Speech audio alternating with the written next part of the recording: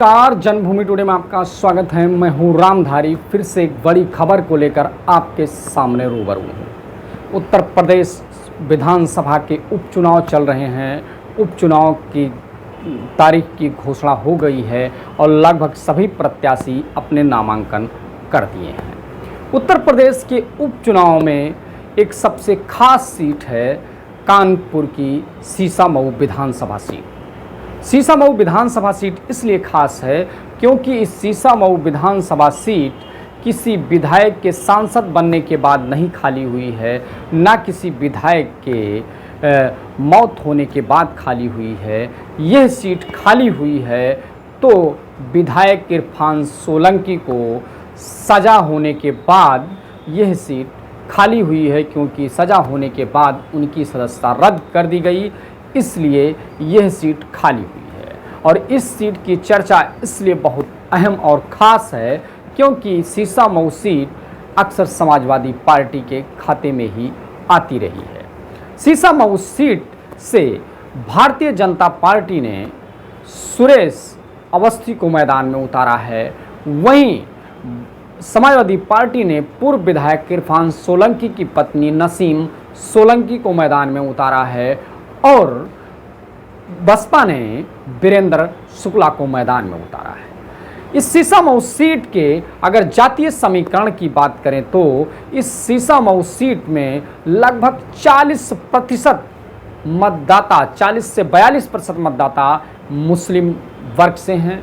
वहीं अगर ब्राह्मण वोट बैंक की बात की जाए तो ब्राह्मण लगभग 40,000 हैं, दलित मतदाता लगभग 50,000 हैं और अन्य में कई मतदाता हैं जिसमें 30,000 अगर माने तो शाक्य मतदाता भी इसमें शामिल है। लेकिन अन्य जातियों के भी वोट हैं, जैसे यादव या अन्य जो जातियां हैं, कुर्मी, इस तरीके से जातियों के वोट हैं, लेकिन वो अन्य में इसलिए हैं क्योंकि उनके वोट बहुत कम संख्या में हैं। अब सवाल ये है कि इस सीट पर कौन प्रत्याशी जीतेगा, क्योंकि समाजवादी पार्टी का अगर मुस्लिम मतदाता की बात करें तो ज़्यादातर समाजवादी पार्टी की खाते में जाते हैं लोग, उन्हीं को वोट समाजवादी पार्टी को ही वोट देते हैं। लगभग अन्य ओबीसी भी समाजवादी पार्टी के साथ में जाएंगे, या निषाद हैं तो वो बटेंगे, कुर्मी हैं तो वो बटेंगे, या मौर्य हैं तो उनके भी वोट बैंक में बिखराव हो सकता है।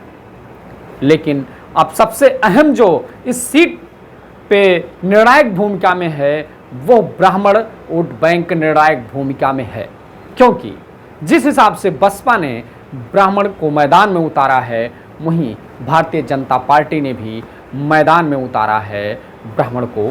तो जाहिर सी बात है कि यह वोट बैंक किसकी तरफ जाएगा तो उसी की तरफ जीत का इशारा हो सकता है। लेकिन ये तो आम चुनाव है, जनता का चुनाव है, ये किसको तय करेगी ये तो कहना थोड़ा सा मुश्किल होगा।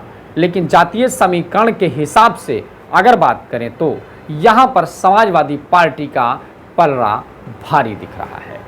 आपकी क्या राय है, आप कमेंट करके ज़रूर बताएं।